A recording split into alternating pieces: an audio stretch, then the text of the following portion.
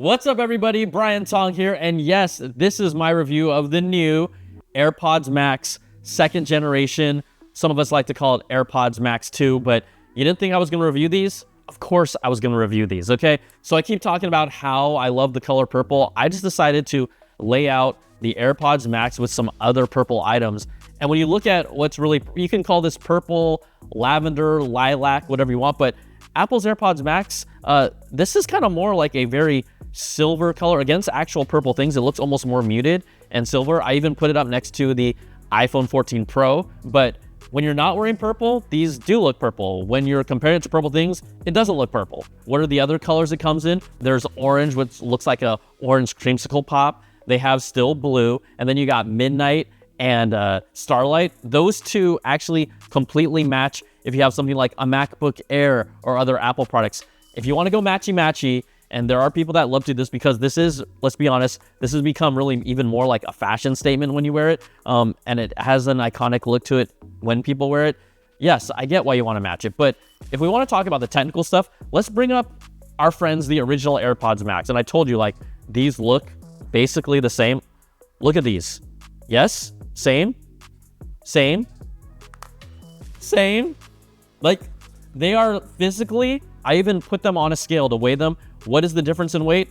Nothing. So what is physically different? Well, what we have here is on the new AirPods Max second generation.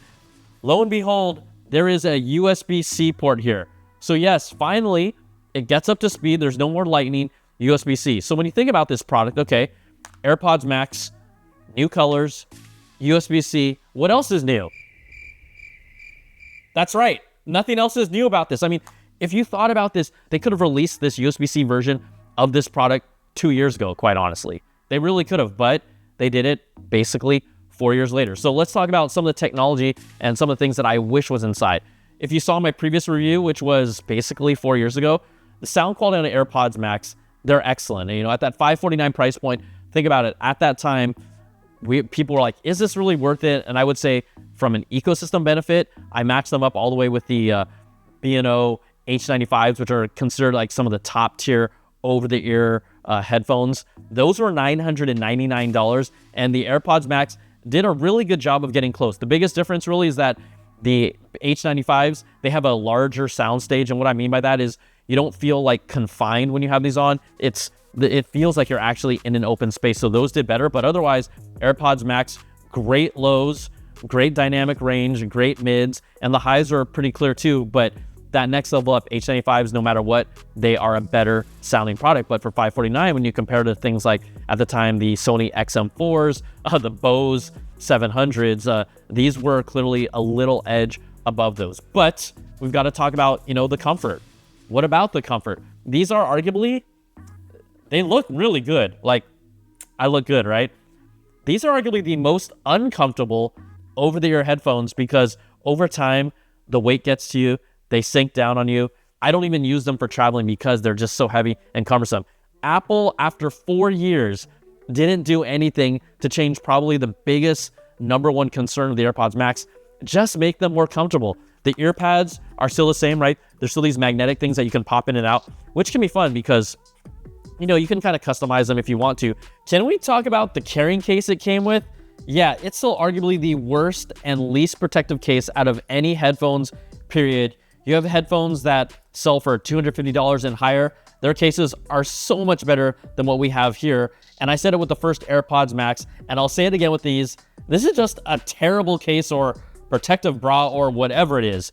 And you're going to then end up spending even more money getting a suitable travel case for these anyways. But the whole functionality, how you use them, how you wear them, exactly the same. They still have the great noise canceling that Apple has, but technology-wise inside, these only have the H1 chip. And what I mean by that, well, all of Apple's new audio products are using the H2. And there's so many benefits that come with that. You get things like adaptive audio, you get conversational awareness, and you get personalized audio.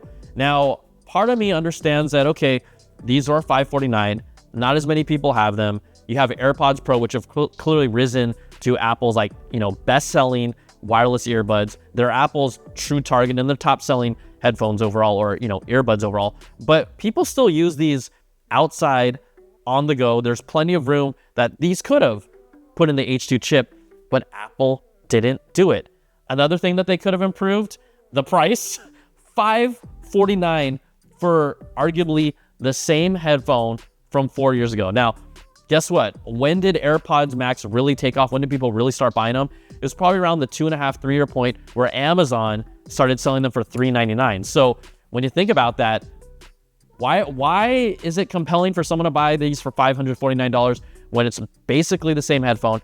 It has USB-C, which can make things a little more convenient because everything is now basically USB-C.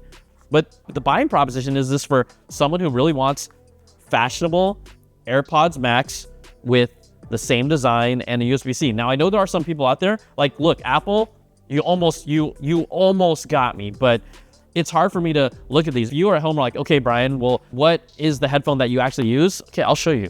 The XM4s are freaking still amazing. They don't have all of Apple's ecosystem benefits, but they're significantly lighter in weight. They have great noise canceling. The sound is amazing. You can change a lot of the sound qualities with their own equalizer. And I just think that these are phenomenal headphones, and they're, around $350. All I'm saying is that this looks better, right? I think arguably this has a sexier appeal to it, but from a functionality, from a weight, from a comfort, I'm using headphones that are 4 years ago. So it really leads me to wonder, what is Apple's future plan with the AirPods Max? I said it earlier, they could have released these 2 years ago. Like, that's how dated it feels, other than the colors.